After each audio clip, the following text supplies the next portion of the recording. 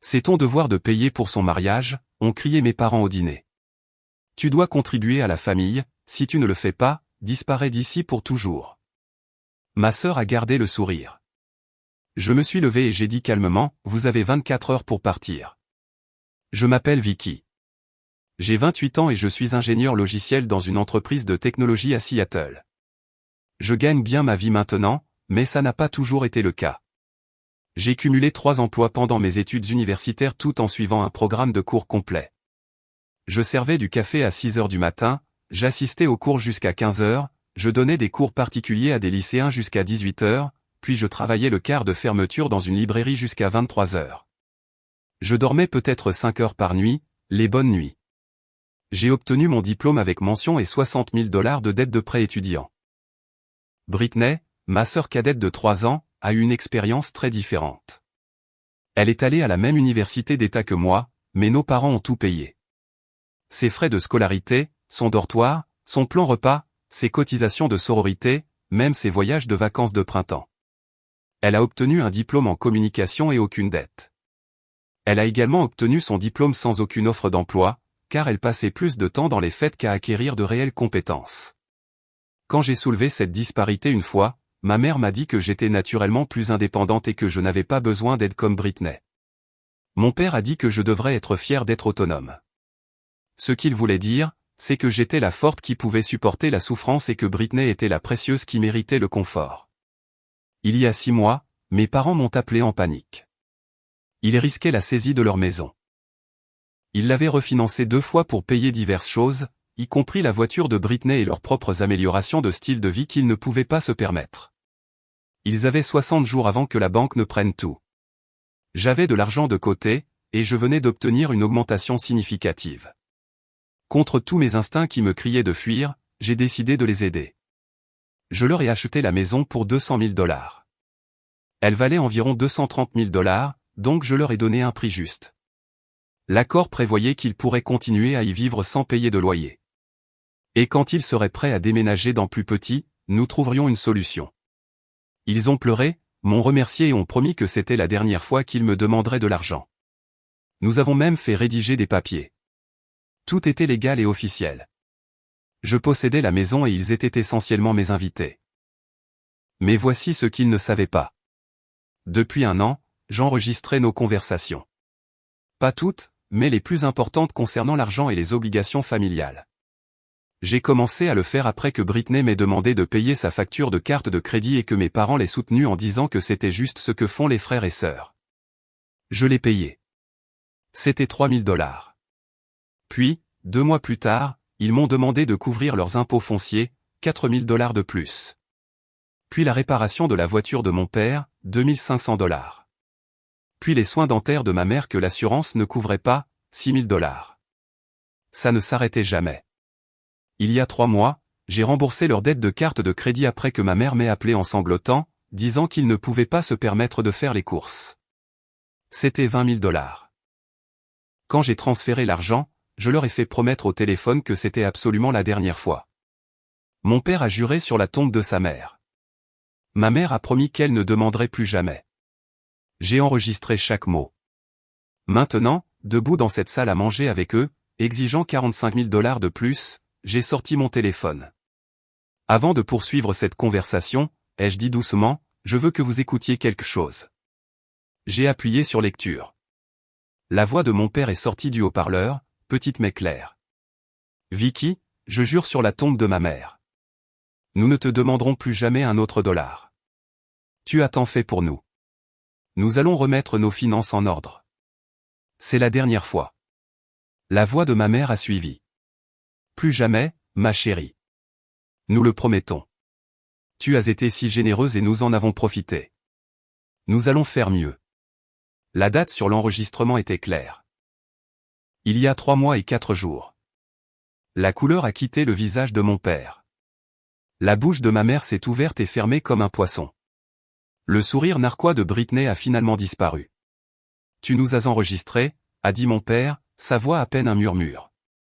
Oui, ai-je répondu. Et j'ai 11 autres enregistrements comme celui-ci. Des promesses que vous avez faites et rompues. Des limites que vous avez franchies, des manipulations que vous avez utilisées. Ma mère a tenté de se ressaisir. C'est illégal. On ne peut pas enregistrer les gens sans leur permission. En fait, maman, Washington est un État où le consentement des deux parties est requis, mais nous sommes assis dans l'Idaho en ce moment. L'Idaho est un État où le consentement d'une seule partie est requis. Tant qu'une personne dans la conversation sait qu'elle est enregistrée, c'est parfaitement légal. Je le sais parce que j'ai vérifié avec un avocat avant de commencer à le faire. La pièce semblait vidée de tout son oxygène. Mais je n'avais pas fini. Loin de là. Voici ce que vous ne savez pas non plus, ai-je continué. Cette maison dans laquelle nous sommes assis, je la possède. Je vous l'ai achetée il y a 6 mois alors que vous risquiez la saisie. J'ai l'acte de propriété. J'ai le titre. Mon nom est sur tout. Vous vivez ici parce que je le permets. Le visage de Britney est passé du pâle au rouge. Et alors? Tu vas mettre maman et papa à la rue? Quel monstre es-tu? J'ai regardé ma petite sœur, l'enfant chéri à qui on n'avait jamais dit non de toute sa vie. On y viendra, mais d'abord, parlons de ton mariage. L'explosion de Britney a été spectaculaire. Elle s'est levée de sa chaise si vite qu'elle est tombée en arrière et a heurté le sol. Tu es si jalouse de moi. Tu as toujours été jalouse. Je vais me marier. Je suis amoureuse. Je vais avoir un beau mariage.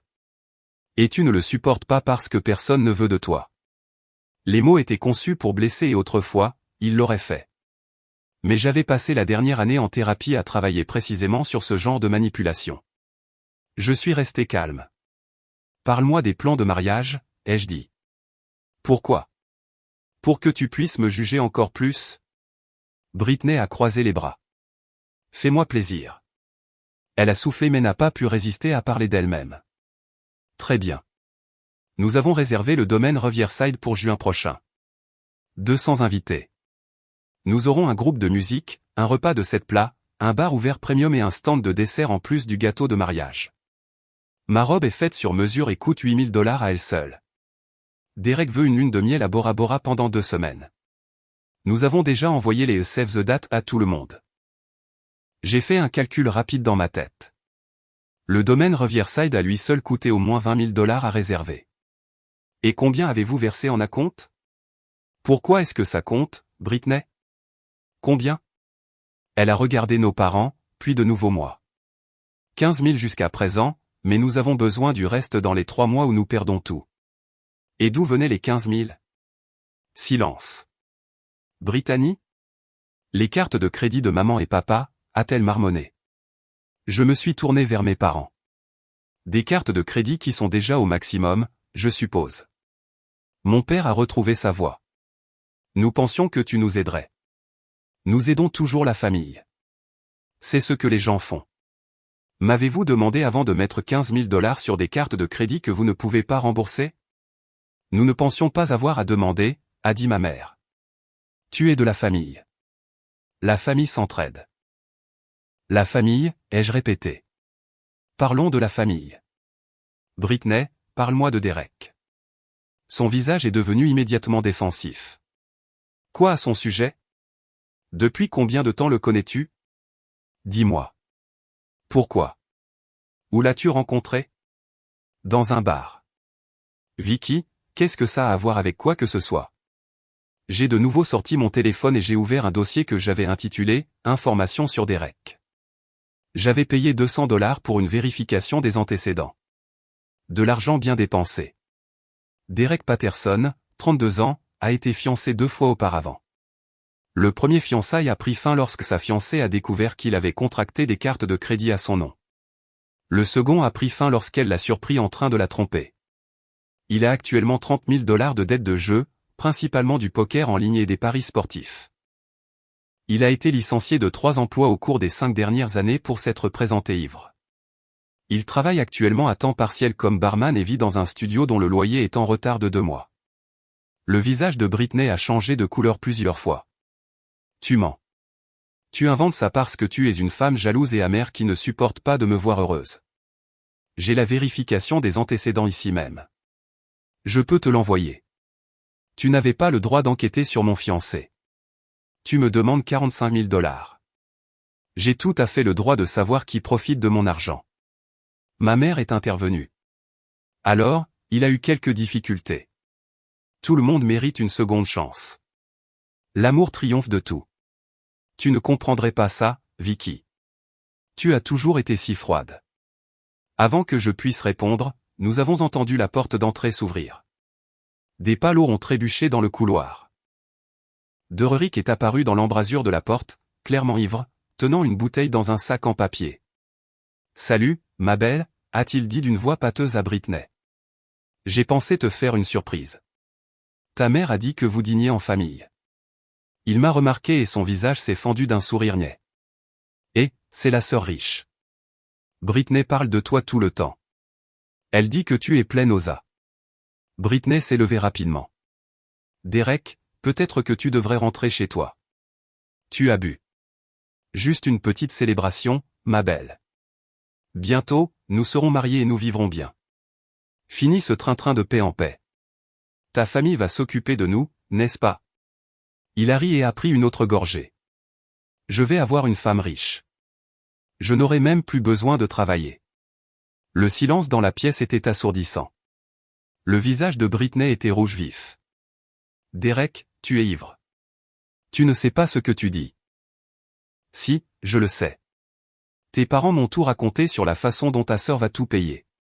Le mariage, la lune de miel, tout. Ils ont dit qu'elle a de l'argent à ne plus savoir qu'en faire. » Il a tourné ses yeux troubles vers moi. « Tu sais quel est ton problème? Tu es trop coincée, trop sérieuse. Si tu souriais plus, peut-être qu'un homme voudrait de toi. Mais je suppose que c'est bien que tu sois célibataire. Plus d'argent pour la famille, n'est-ce pas? » Il a ri de sa propre blague. Personne d'autre ne l'a fait. Si la famille de Britney ne tient pas ses promesses, cependant.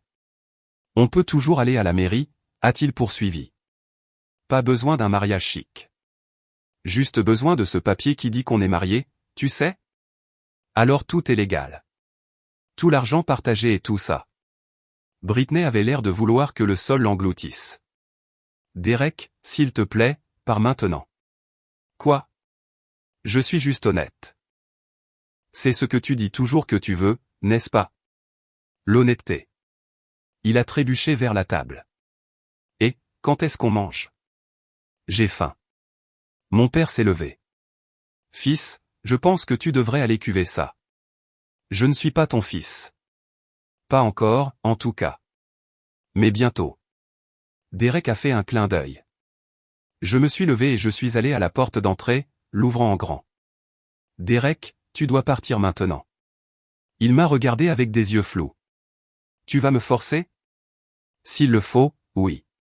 Quelque chose dans ma voix a dû le traverser, même dans son état d'ébriété. Il a haussé les épaules, a pris une autre gorgée et a trébuché vers la porte. Peu importe. Cette famille est trop coincée de toute façon. Ma belle, envoie-moi un SMS plus tard. Il est sorti dans la nuit, manquant de trébucher sur les marches du perron. J'ai fermé la porte et je suis retourné dans la salle à manger. Britney pleurait. Ma mère avait l'air choquée, et mon père semblait avoir vieilli de 10 ans en 10 minutes. C'est à lui que vous voulez que je donne 45 000 $, ai-je demandé doucement. C'est l'investissement familial que vous exigez que je fasse. Britney a essuyé ses yeux. Il est juste stressé par l'argent. Il n'est pas comme ça d'habitude. Britney, il est exactement comme ça. C'est qui il est. Tu ne le connais pas. Tu ne nous connais pas. Il m'aime. Il aime l'argent de ta famille, ou ce qu'il pense être l'argent de ta famille. Tu as tort. Elle criait maintenant. Tu as tort et tu es cruel et je te déteste. Maman, papa, dites-lui qu'elle a tort. Mais nos parents n'ont rien dit. Pour la première fois, je pense qu'ils voyaient réellement la situation clairement. Cela n'a pas duré longtemps. Ma mère a tamponné ses yeux avec une serviette, sa voix prenant ce ton doux et blessé qu'elle utilisait quand elle voulait de la sympathie.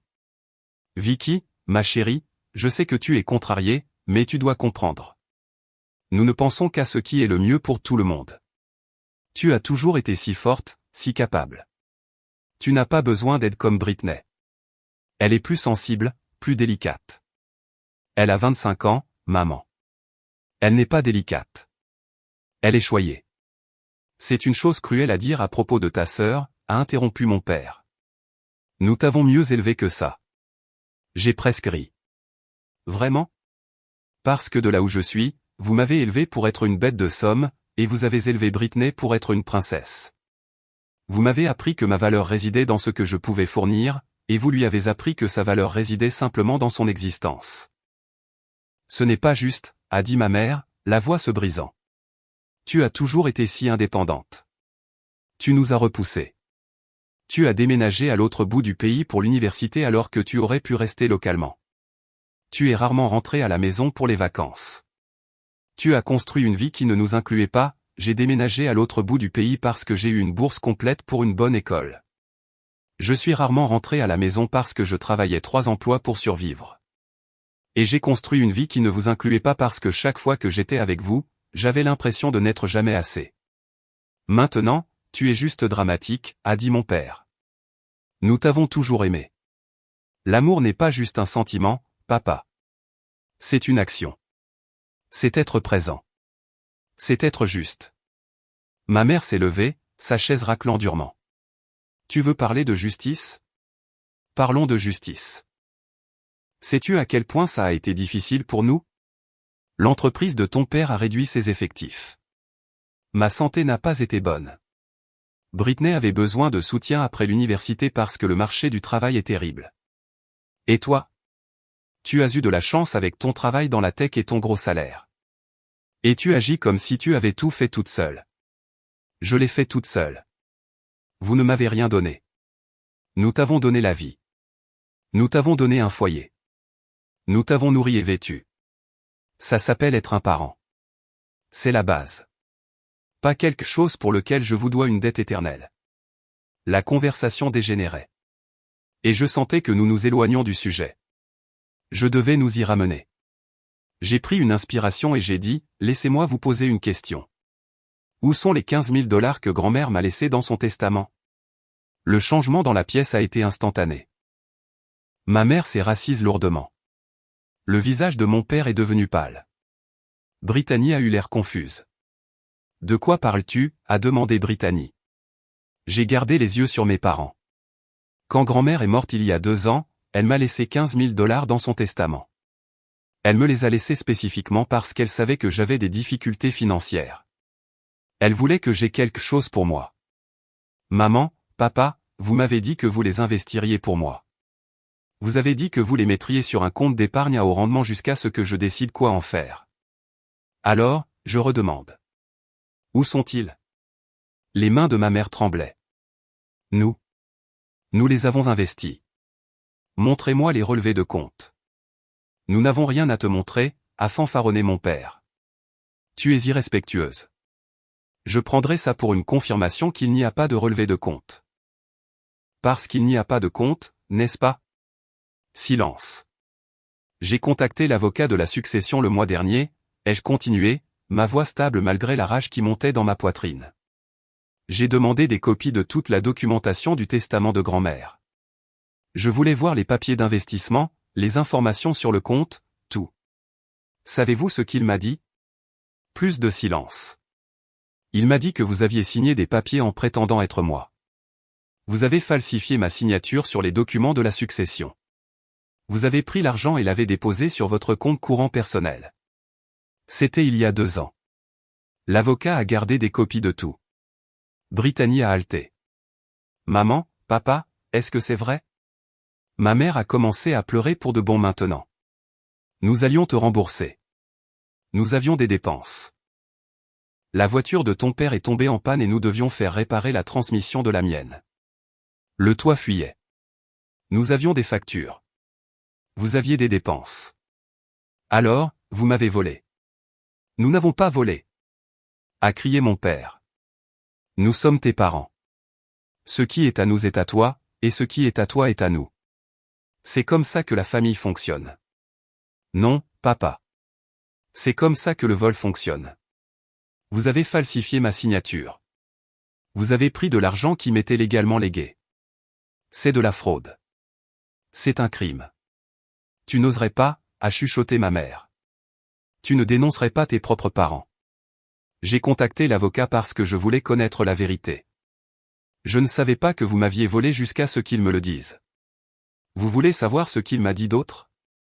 J'ai de nouveau sorti mon téléphone et j'ai ouvert un email. Il m'a dit que vous êtes allé dans son bureau 3 mois après la mort de grand-mère. Vous lui avez demandé s'il y avait un moyen de contester le testament pour obtenir une plus grande part de la succession. Quand il a dit non, que le testament de grand-mère était en béton et qu'elle avait spécifiquement laissé des instructions détaillées sur la façon dont tout devait être distribué, vous vous êtes mis en colère. Vous l'avez accusé d'avoir monté grand-mère contre vous. Vous lui avez dit que je ne méritais rien parce que j'avais abandonné la famille. Ma voix tremblait maintenant malgré tous mes efforts. L'avocat a pris des notes de cette conversation. Il les a gardées parce qu'il trouvait votre comportement préoccupant. Il craignait que vous n'essayiez quelque chose. Et vous l'avez fait. Et alors, a dit soudain Britney. Alors ils ont pris un peu d'argent que grand-mère t'a laissé. Tu gagnes bien ta vie de toute façon. Tu n'en avais pas besoin. Nous en avions plus besoin. Je me suis tourné pour regarder ma sœur. Vraiment la regarder. Elle croyait sincèrement ce qu'elle disait. Espèce d'enfant ingrate. Après tout ce que nous avons fait pour toi. Citer une chose, ai-je défié. Citer une chose que vous avez faite pour moi que vous n'avez pas aussi faite pour Britney. Citer un sacrifice que vous avez fait pour moi. Citer une fois où vous m'avez choisi. Il ne pouvait pas. Ni ma mère. Le silence s'est étiré entre nous comme un canyon. Britney s'est levée, le visage rouge et marbré de larmes. Très bien. Tu veux être égoïste? Sois égoïste. Mais ne t'attends pas à ce que nous fassions encore partie de ta vie. Tu choisis l'argent plutôt que la famille. Non, ai-je dit calmement. Je me choisis moi-même. Pour la première fois de ma vie, je me choisis. Et je choisis l'honnêteté et les limites plutôt que la manipulation et l'exploitation. J'ai regardé ma montre, une montre en argent que ma grand-mère m'avait donnée pour ma remise de diplôme universitaire. Il y a environ 45 minutes que je vous ai donné le délai de 24 heures. Ça veut dire qu'il vous reste 23 heures et 15 minutes. Pourquoi? A demandé ma mère, sa voix faible. Pour partir. Le visage de mon père est passé du pâle au rouge vif en un instant. Partir? Partir où? C'est notre maison. Non, ai-je dit, ma voix stable et calme d'une manière qui m'a surprise moi-même. C'est ma maison. Je la possède. J'ai l'acte de propriété, le titre, l'hypothèque à mon nom. Vous n'êtes pas des locataires. Vous ne payez pas de loyer. Vous n'avez pas de bail. Vous êtes des invités dans ma maison et je vous demande de partir. Ma mère a poussé un cri comme un animal blessé. Tu ne peux pas faire ça. Tu ne peux pas simplement nous mettre à la rue. En fait, si. J'ai consulté un avocat spécialisé en immobilier il y a 3 semaines. Comme vous n'êtes pas des locataires légaux, comme il n'y a pas de bail ni de paiement de loyer, je peux vous expulser avec un préavis en bonne et due forme. En Idaho, pour les non-locataires, ce préavis est de 24 heures. Je suis généreuse en faisant une journée complète au lieu d'appeler la police tout de suite. Tu as consulté un avocat il y a 3 semaines, a dit lentement mon père. Tu as planifié ça. Je me préparais à l'éventualité que les choses se passent exactement comme ce soir. Je savais que vous demanderiez plus d'argent. Je savais que ce serait pour le mariage de Britney. Je savais que vous essaieriez de me manipuler pour que je dise oui, alors j'ai mis mes affaires en ordre. Britney faisait maintenant les 100 pas, ses mains tirant sur ses cheveux. Où sont-ils censés aller? Ils n'ont pas d'argent pour un hôtel ou un appartement. Ce n'est plus mon problème. Vous avez tous très clairement dit que mon argent était à votre disposition pour en faire ce que vous vouliez. Alors, utilisez-le. Oh, attendez. Vous l'avez déjà tout dépensé. Ma mère sanglotait maintenant, la tête dans ses mains. Mon père avait l'air de vouloir frapper quelque chose. Britney regardait entre eux et moi, son visage tordu de colère et de confusion. Je suis allé dans le salon et j'ai pris mon sac d'ordinateur portable. J'avais apporté mon ordinateur pour leur montrer quelques photos de travail. À l'époque où je pensais que ce serait un dîner de famille normal. Maintenant, j'en avais une autre utilité. J'ai posé l'ordinateur portable sur la table de la salle à manger et je l'ai ouvert. J'ai affiché un document que j'avais créé et passé la dernière semaine à peaufiner. C'était un compte rendu chronologique détaillé de tout ce que ma famille m'avait fait financièrement au cours des 5 dernières années. Chaque demande d'argent, chaque culpabilisation, chaque promesse non tenue. J'avais des dates, des montants, des captures d'écran de SMS et des relevés bancaires montrant les virements. J'avais aussi la vérification des antécédents de Derek. J'avais des copies des documents falsifiés de la succession de grand-mère. J'avais des enregistrements des promesses que mes parents avaient faites et rompues. J'avais tout. Qu'est-ce que c'est ? A demandé mon père. C'est une publication sur les réseaux sociaux que j'ai écrite mais pas publiée. Elle raconte toute l'histoire, chaque détail, tout ce que vous avez fait. La tête de ma mère s'est relevée brusquement. Tu n'oserais pas, si. Mais plus important encore, regarde qui je prévois de taguer. J'ai tourné l'ordinateur portable pour qu'il puisse voir l'écran. J'avais créé une liste de tags. Les 200 invités du mariage de Britney. Chacun d'entre eux. J'avais leur nom grâce au Save the Date qu'elle m'avait fièrement montré le mois dernier. J'avais aussi tagué notre famille élargie, tantes, oncles, cousins, grands-parents des deux côtés. J'avais tagué leur communauté ecclésiale, y compris le pasteur qui devait officier le mariage. Mais les vrais coups de grâce étaient à la fin de la liste.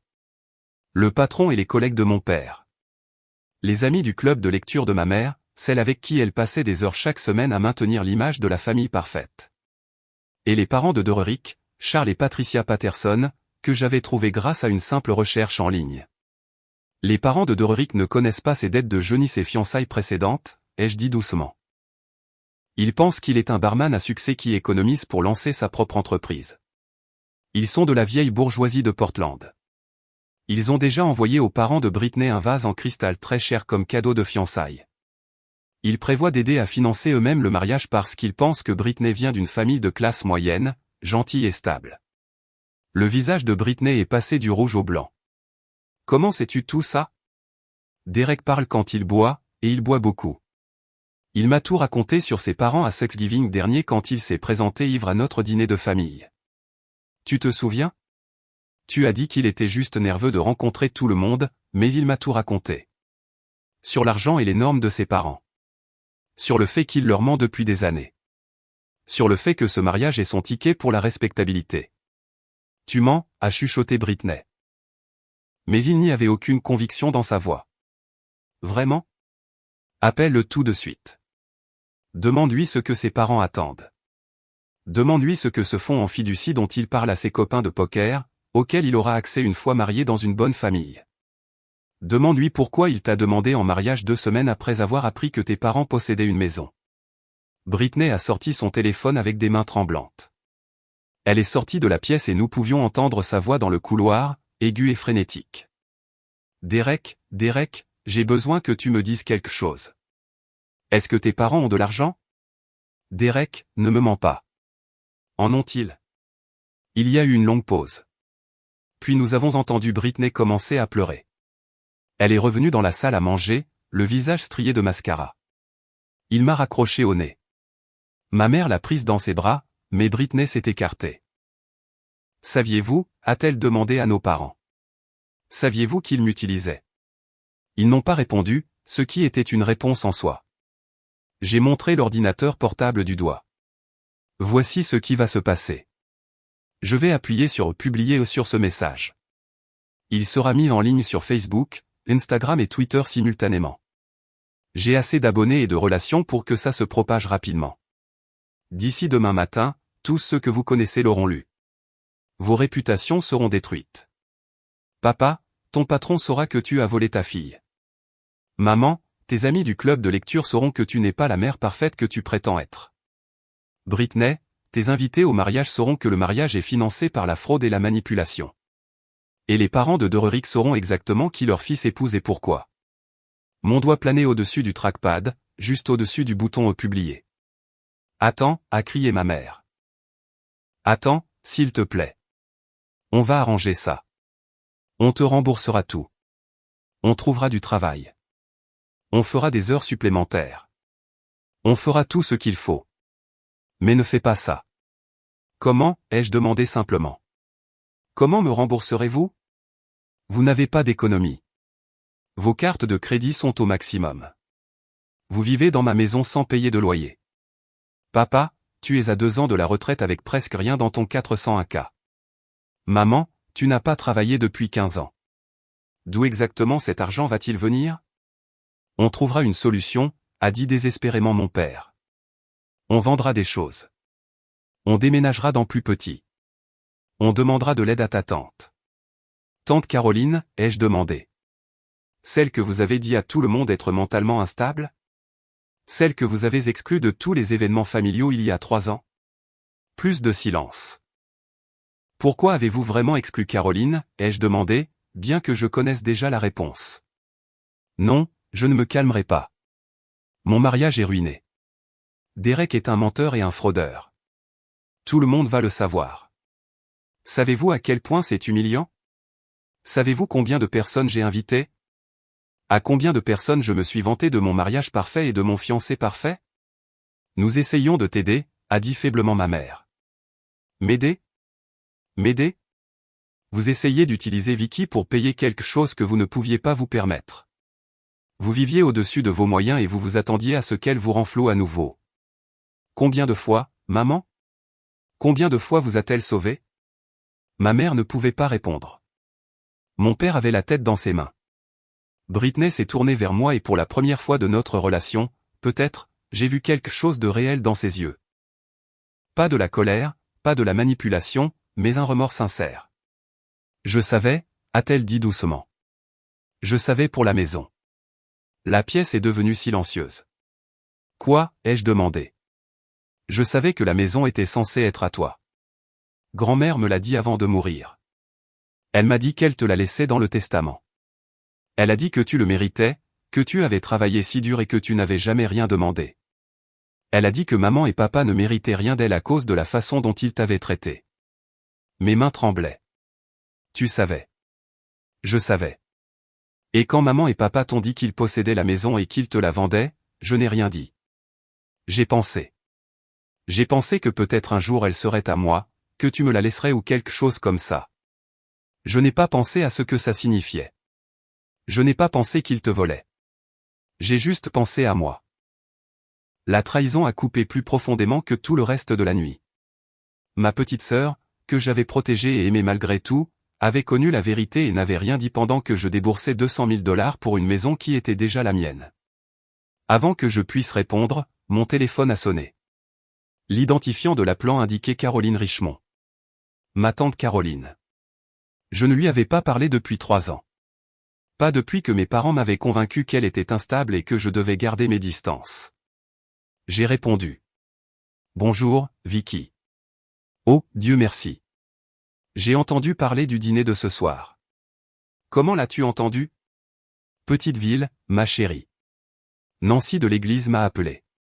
Elle a dit qu'il y avait eu toute une scène chez tes parents et qu'elle s'inquiétait pour toi. J'arrive tout de suite. Je suis à 5 minutes. Ne les laisse pas t'intimider. Elle a raccroché avant que je puisse répondre. Mes parents ont eu l'air paniqués. Tu ne peux pas laisser Caroline venir ici, a dit ma mère. Elle ne fera qu'empirer les choses. Elle a toujours été dramatique et instable. Vraiment, ai-je demandé. Ou c'est juste ce que vous m'avez dit pour me tenir à l'écart d'elle? 4 minutes plus tard, on a frappé à la porte. J'ai ouvert pour trouver tante Caroline debout là, exactement comme je m'en souvenais, grande avec des cheveux argentés et les yeux vifs de ma grand-mère. Elle avait 63 ans et avait l'air de pouvoir conquérir le monde. Elle m'a serré fort dans ses bras. Je suis tellement désolé, ma chérie. J'aurais dû te contacter plus tôt. Je les ai laissés me convaincre de rester à l'écart et c'était une erreur. Elle est entrée dans la salle à manger comme si elle était chez elle. Bonjour, Margaret. Bonjour, Tom. Brittany. Son ton était assez froid pour geler de l'eau. Caroline, c'est une affaire de famille, a commencé mon père. Je suis de la famille, plus que vous ne l'avez été pour cette fille, apparemment, a-t-elle dit, une grande enveloppe sur la table. Avant que votre mère ne meure, elle m'a donné quelque chose. Elle m'a fait promettre de le donner à Vicky si certaines conditions étaient remplies. Je pense que ces conditions ont été remplies. Elle a sorti une lettre manuscrite sur le papier à lettres de ma grand-mère. Votre grand-mère a écrit ceci 2 mois avant de mourir. Elle a été très claire sur le moment où je devais vous la donner. Elle a dit, si vos parents essaient un jour de vous prendre la maison, ou s'ils volent l'argent qu'elle vous a laissé, ou s'ils vous poussent trop loin, je devais vous donner cette lettre et vous dire la vérité. Mes mains tremblaient en prenant la lettre. J'ai immédiatement reconnu l'écriture de ma grand-mère. J'ai commencé à lire à voix haute. Ma très chère Vicky, si tu lis ceci, c'est que les choses ont tourné comme je le craignais.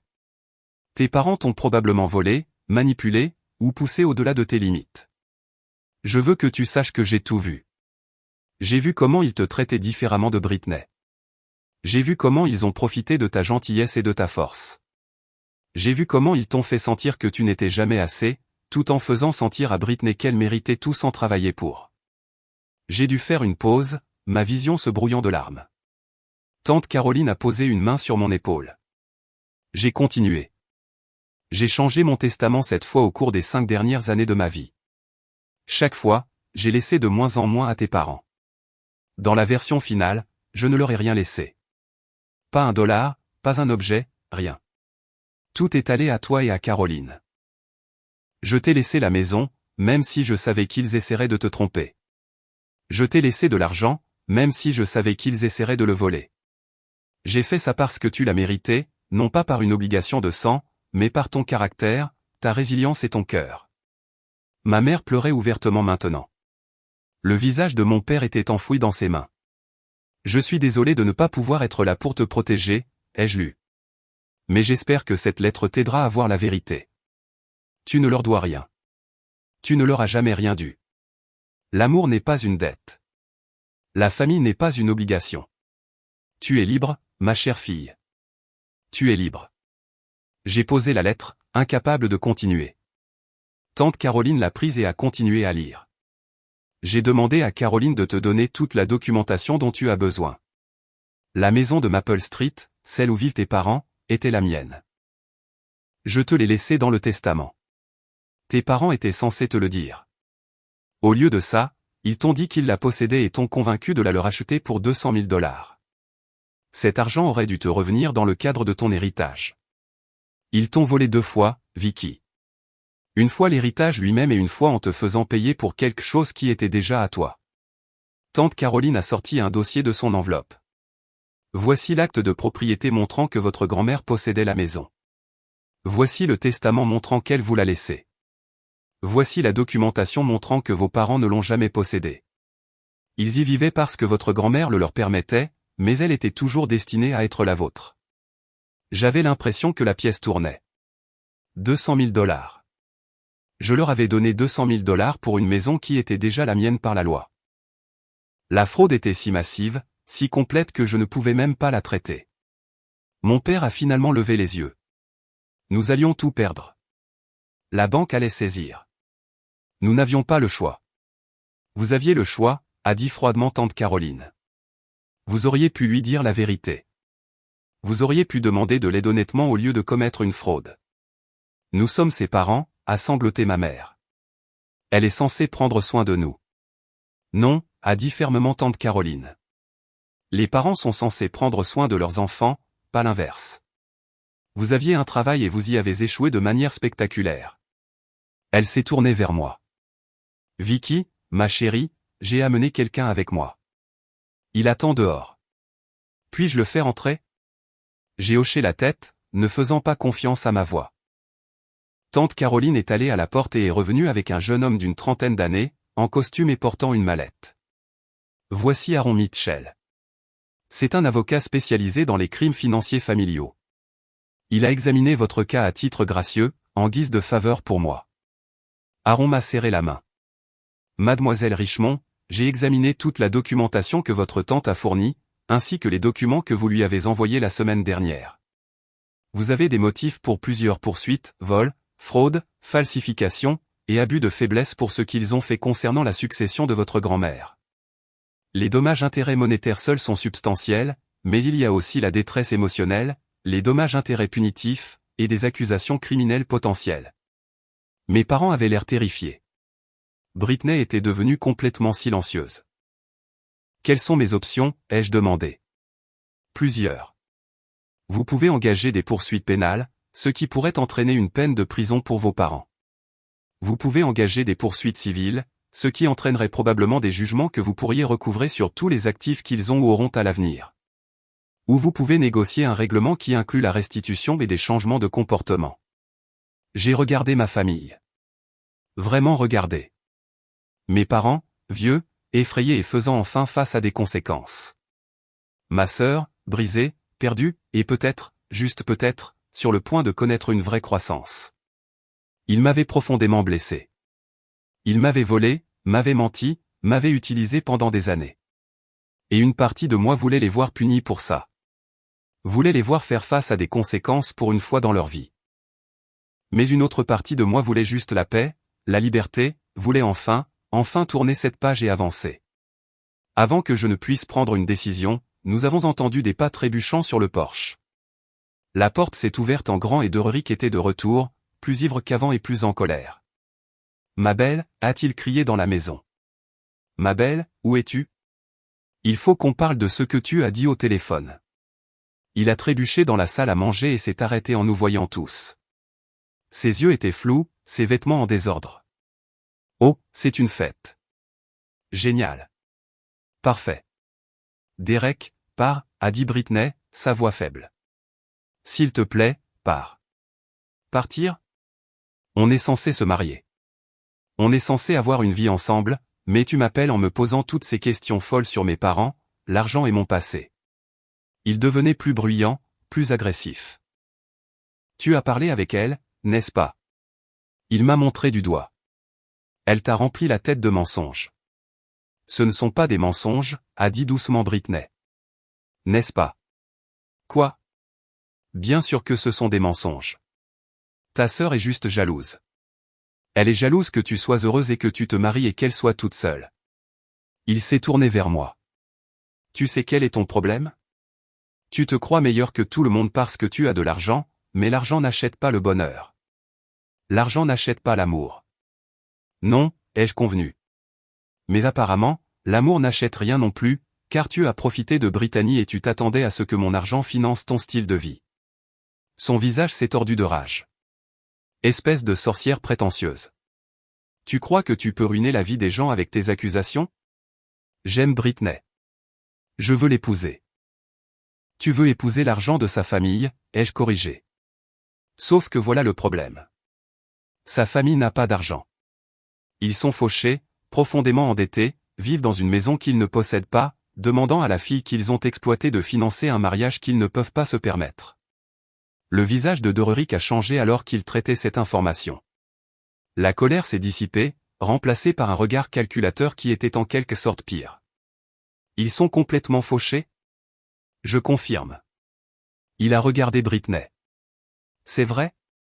Elle a hoché la tête, des larmes coulant sur son visage. Alors, pas d'argent, pas de maison, pas de richesse familiale. Non, a chuchoté Britney. Doric a ri, un son dur sans aucun humour. Waouh, c'est juste parfait. J'ai perdu 10 mois avec toi. Dis-moi que j'aurais pu passer à trouver quelqu'un qui vaille vraiment la peine d'être épousé. Derek. A haleté ma mère. Quoi ? Vous m'avez menti depuis le premier jour. Vous m'avez dit que vous étiez une bonne famille, stable, avec de l'argent. Vous m'avez montré des photos de cette maison comme si vous la possédiez. Vous avez parlé d'investissements familiaux et de sécurité. Vous avez dit que Vicky était prospère et généreuse et qu'elle nous aiderait à démarrer dans la vie.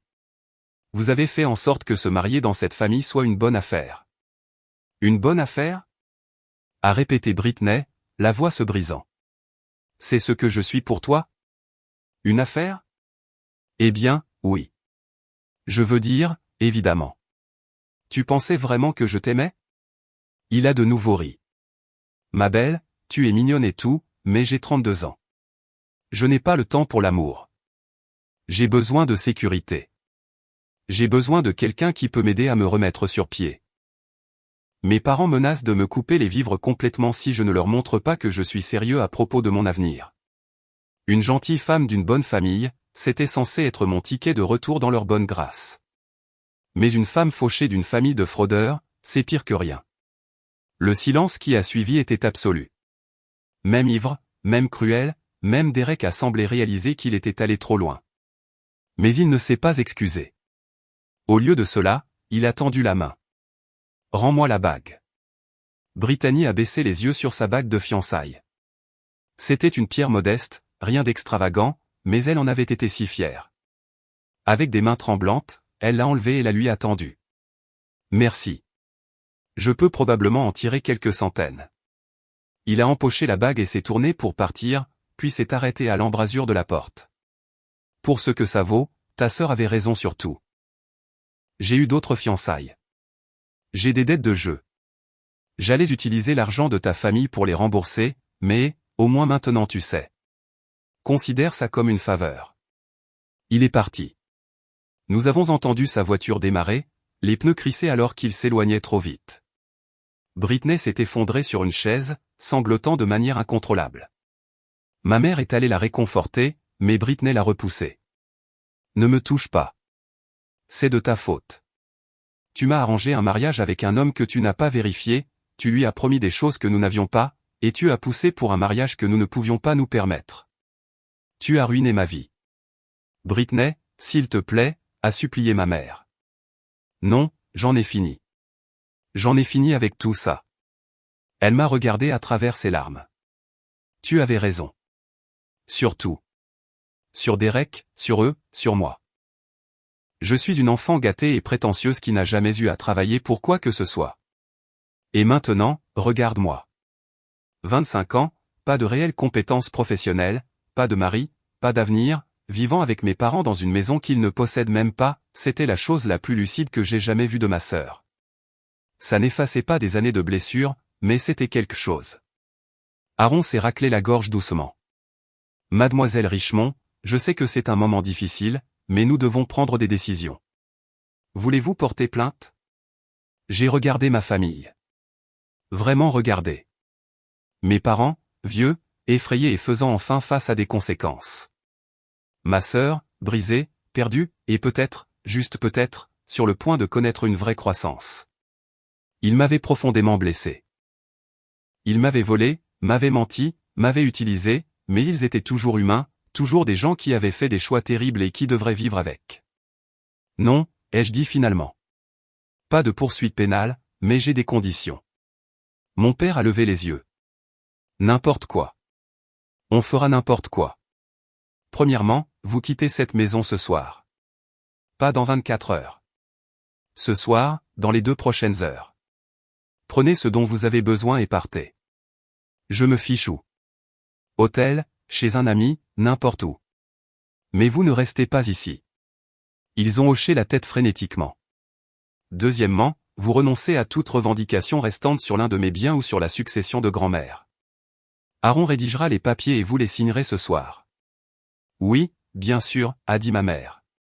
Troisièmement, vous entrez tous les deux en consultation financière. Une vraie consultation avec un conseiller financier certifié. Vous me montrerez une preuve de présence chaque mois pour l'année à venir. Nous le ferons, a promis mon père. Quatrièmement, vous entrez tous en thérapie familiale ensemble, une fois par semaine, aussi longtemps que le thérapeute le jugera nécessaire.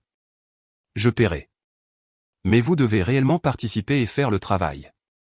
Brittany a hoché la tête à travers ses larmes. Cinquièmement.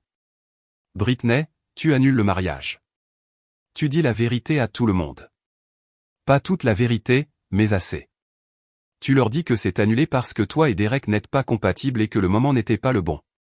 Tu t'excuses auprès des invités pour tout inconvénient. Tu retournes tous les cadeaux déjà reçus. Tu gères ça comme une adulte. Je le ferai, a-t-elle chuchoté.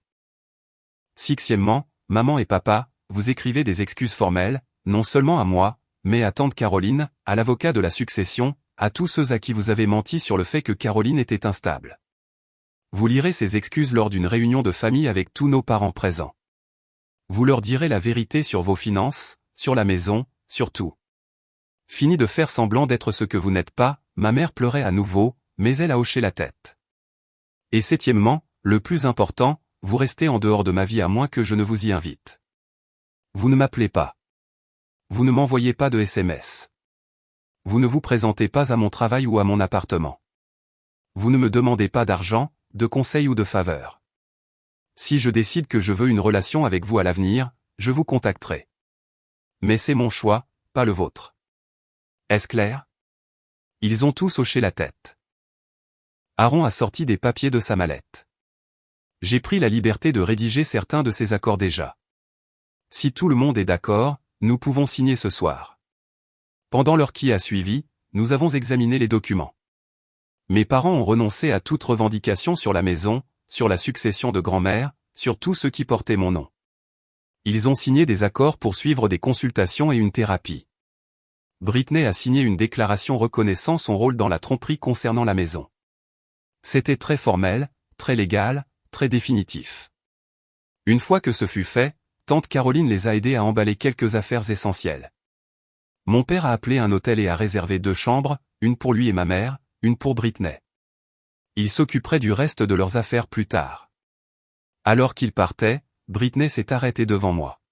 « Je suis désolée, a-t-elle dit, et pour la première fois de notre vie, j'ai cru qu'elle le pensait. Je suis vraiment, vraiment désolée. Je ne m'attends pas à ce que tu me pardonnes. Je voulais juste que tu le saches. » J'ai hoché la tête. Je n'avais pas encore les mots. Peut-être qu'un jour je les aurai. Mes parents se sont aussi arrêtés à la porte. « Nous t'aimons, » a dit ma mère. « Je sais que vous le pensez, » ai-je répondu. Mais l'amour, c'est plus que des mots. L'amour, c'est une action. L'amour, c'est le respect. L'amour, ce sont des limites. Peut-être qu'un jour vous comprendrez ça. Ils sont partis. J'ai fermé la porte derrière eux et je me suis appuyé contre elle. Soudain épuisé au-delà de toute mesure. Tante Caroline a mis son bras autour de moi. « Tu as fait ce qu'il fallait. » « Vraiment, ai-je demandé. Je viens de mettre toute ma famille à la rue. »« Non, ma chérie. Ils se sont mis à la rue eux-mêmes par des années de mauvais choix. Tu as juste arrêté de cautionner ces choix. Il y a une différence. » Aaron a rangé sa mallette. « Mademoiselle Richemont, vous avez ma carte. S'il viole l'un de ces accords, appelez-moi immédiatement. Et s'il vous plaît, prenez soin de vous. Ce que vous avez fait ce soir a demandé un courage immense. » Après son départ, tante Caroline a préparé du thé et nous nous sommes assises dans le salon de ma maison, la maison de ma grand-mère, la maison qui a toujours été censée être la mienne. « Pourquoi ne m'as-tu pas contacté plus tôt ?» lui ai-je demandé. « Pourquoi les as-tu laissés me tenir à l'écart de toi ?» Elle a soupiré. « Parce que je suis une lâche. Tes parents ont dit à tout le monde que j'étais mentalement instable après que je les ai critiqués pour la façon dont ils te traitaient. Ils ont dit que j'étais jalouse, amère, délirante. Certaines personnes les ont crues. J'avais peur que si je te contactais, ils te montraient complètement contre moi. J'aurais dû être plus courageuse. J'aurais dû me battre plus fort pour toi. Je suis désolée. Ne le sois pas, ai-je dit. Tu es là maintenant. C'est ce qui compte. Nous avons parlé jusque tard dans la nuit. Elle m'a raconté des histoires sur ma grand-mère, sur la femme qu'elle était avant que l'âge et la maladie ne la changent. Elle m'a raconté l'histoire de la famille que je n'avais jamais connue, des schémas générationnels de dysfonctionnement que mes parents avaient perpétués. Elle m'a parlé de sa propre vie, de sa carrière d'avocate, de sa retraite, de ses voyages. Elle a comblé des lacunes dont je ne savais même pas qu'elles existaient. Quand elle est finalement partie, promettant de m'appeler le lendemain, j'ai traversé la maison seule. Ma maison, mon espace, mon sanctuaire. Pour la première fois de ma vie, je me sentais vraiment libre. 3 mois ont passé depuis ce dîner. 3 mois qui ont tout changé. Mes parents ont emménagé dans un petit appartement de 2 chambres de l'autre côté de la ville. C'est modeste, abordable, dans leurs moyens. Mon père a dû avoir des conversations difficiles avec son patron sur sa situation financière. Au lieu de le juger, son patron l'a en fait aidé à créer un budget réaliste et l'a mis en contact avec le programme d'aide aux employés de l'entreprise. Il travaille maintenant avec un conseiller financier, apprenant des choses qu'il aurait dû apprendre il y a des décennies. Il affronte ses problèmes au lieu de les fuir ou de s'attendre à ce que quelqu'un d'autre les résolve. Ma mère a rejoint un groupe de soutien pour les personnes ayant des problèmes de dépenses. Elle a dû admettre à ses amis du club de lecture que son image de famille parfaite était une façade. Elle a perdu certaines de ses amies, mais les vrais sont restés. Elle a trouvé un travail à temps partiel dans une bibliothèque locale. Ça ne paie pas beaucoup, mais elle travaille pour la première fois en 15 ans, et je pense que c'est bon pour elle. Elle apprend sa propre valeur au-delà d'être la femme ou la mère de quelqu'un. Ils sont tous les deux en thérapie, individuellement et ensemble. Je reçois des rapports mensuels de leur thérapeute, avec leur permission, juste pour vérifier qu'ils y vont réellement et qu'ils font le travail. Les rapports sont encourageants. Ils commencent à comprendre les dommages qu'ils ont causés. Ils commencent à prendre une réelle responsabilité au lieu de simplement offrir des excuses vides. Britney a eu le parcours le plus difficile. Elle a dû annuler le mariage, retourner les acomptes qu'elle avait déjà dépensés, et faire face à 200 invités déçus. Elle a perdu des amis. Les gens ont parlé. Ses réseaux sociaux ont été brutaux pendant un certain temps. Mais elle a géré ça avec plus de grâce que je ne l'attendais. Elle a écrit des excuses personnelles aux personnes les plus proches d'elle. Elle a admis qu'elle avait fait des erreurs. Elle a grandi, en gros. Elle a emménagé dans un petit appartement avec 2 colocataires qu'elle a trouvés sur une annonce en ligne. Elle a trouvé un travail d'aide enseignante dans une école primaire. C'est un poste de débutant. Le salaire n'est pas génial, mais elle est en fait douée pour ça. Elle aime travailler avec les enfants. Elle parle de retourner à l'école pour obtenir sa certification d'enseignante. Pour la première fois de sa vie, elle a des objectifs qui concernent sa propre croissance, pas de trouver quelqu'un pour prendre soin d'elle. 6 semaines après ce dîner, j'ai reçu une lettre d'elle, manuscrite, de 8 pages. Elle ne s'est pas excusée. Elle n'a blâmé personne d'autre. Elle a assumé l'entière responsabilité de ses actes, d'avoir connu la vérité sur la maison et de n'avoir rien dit, d'avoir été complice de mon exploitation. Elle a dit qu'elle comprenait si je ne voulais plus jamais la revoir, mais qu'elle s'était engagée à devenir une meilleure personne, que je lui pardonne ou non. J'ai répondu, pas de pardon, pas encore, mais une reconnaissance. Nous nous sommes rencontrés pour un café 2 fois depuis lors. Les conversations sont maladroites et douloureuses, mais elles sont réelles. Nous construisons quelque chose de nouveau, quelque chose basé sur l'honnêteté au lieu du dysfonctionnement.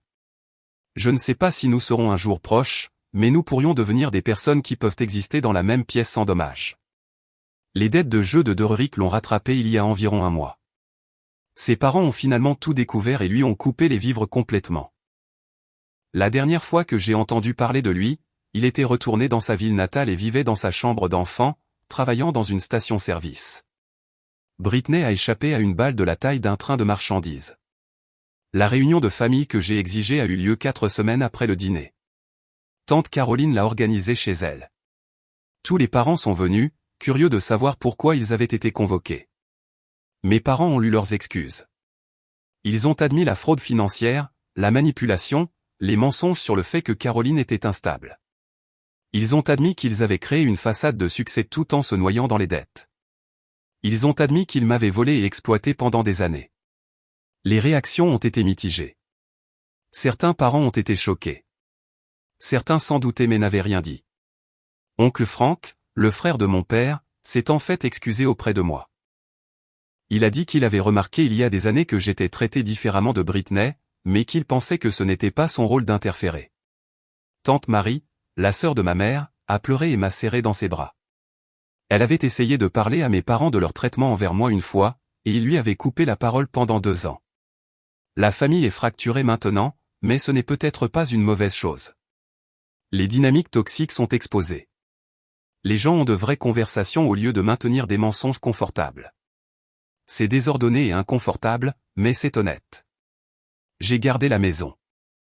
J'ai transformé le sous-sol en un magnifique logement locatif avec sa propre entrée, sa salle de bain et sa kitchenette.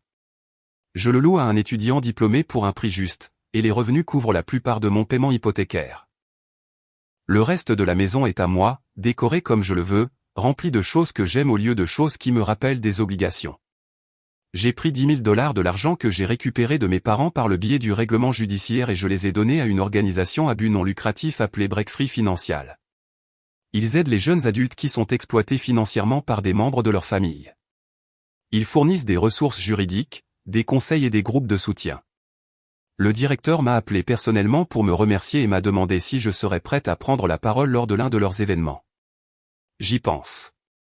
Je suis aussi en thérapie.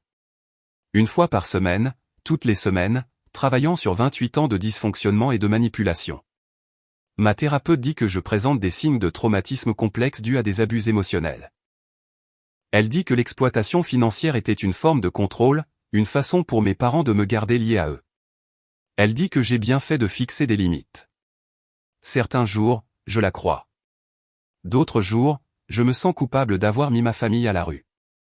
Même si je sais intellectuellement que je ne les ai pas mis à la rue, ils se sont mis à la rue eux-mêmes par leur choix. Tante Caroline et moi dînons ensemble tous les dimanches maintenant. Elle m'apprend des recettes de famille que ma grand-mère avait l'habitude de faire. Elle comble mon histoire familiale avec la vérité au lieu de la version aseptisée que mes parents racontaient. Elle est devenue la famille dont j'avais besoin, le soutien que je n'ai jamais eu. Nous prévoyons un voyage ensemble l'été prochain, juste nous deux, pour visiter la ville natale de ma grand-mère dans le Vermont. J'ai remboursé le dernier de mes prêts étudiants le mois dernier, 60 000 $ partis.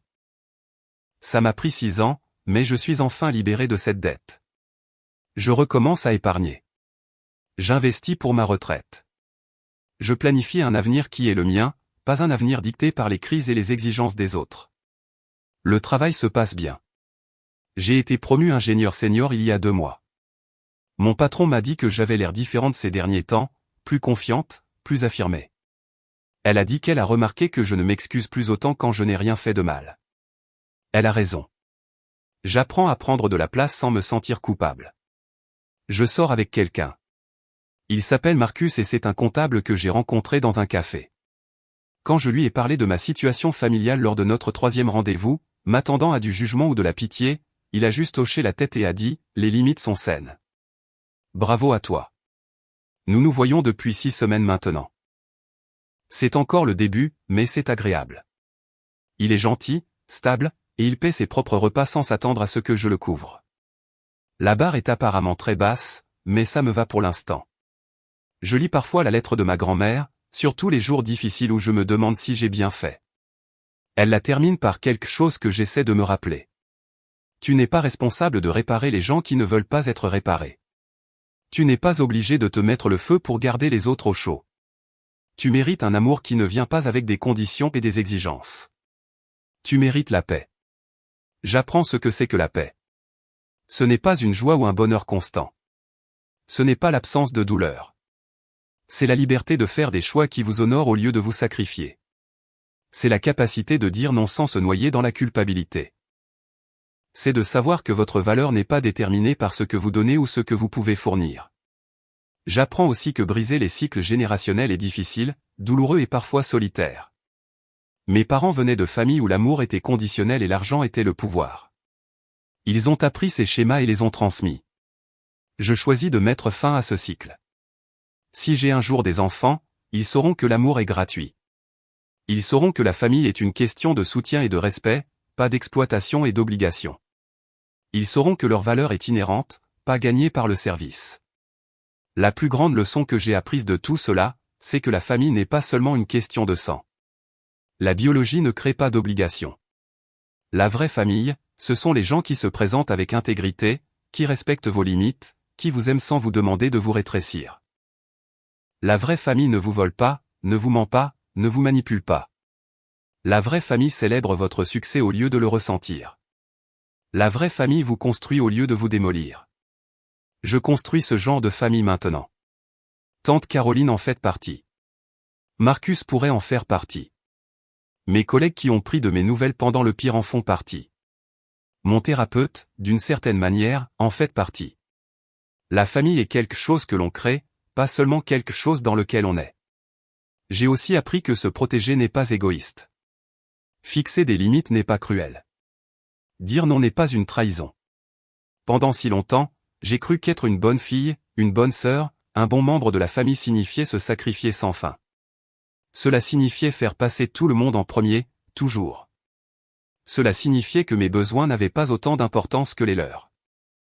C'était un mensonge. Un mensonge qu'on m'a appris jeune et que j'ai cru trop longtemps. La vérité, c'est que l'on ne peut pas verser d'une tasse vide.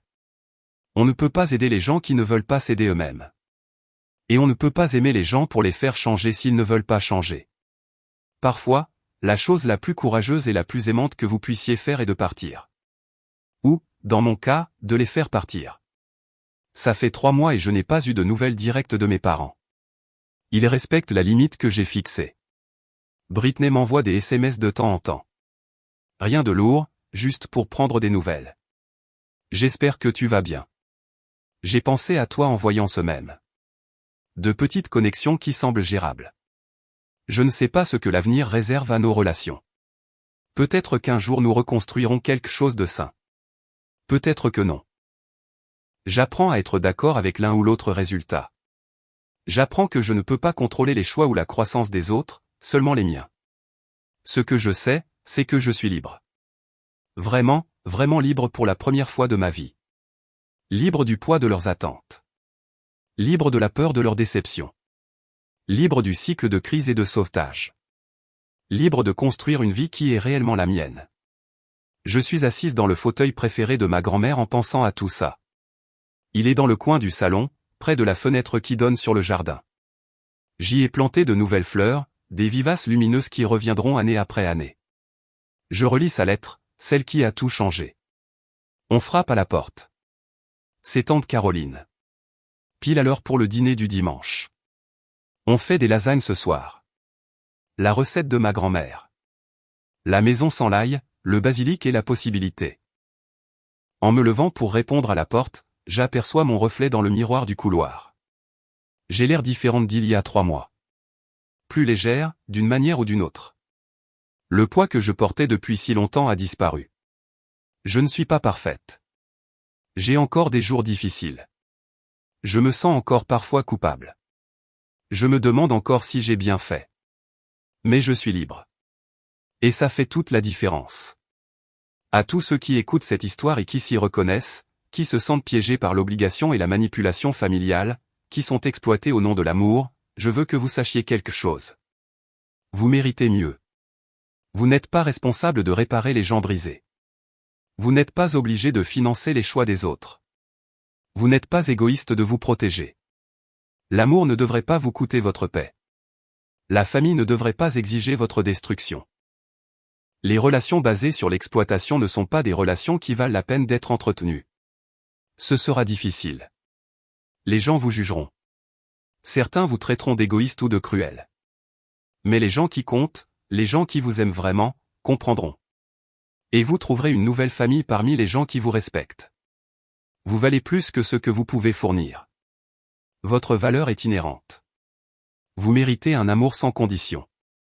Vous méritez la paix sans culpabilité. Et vous méritez d'être libre.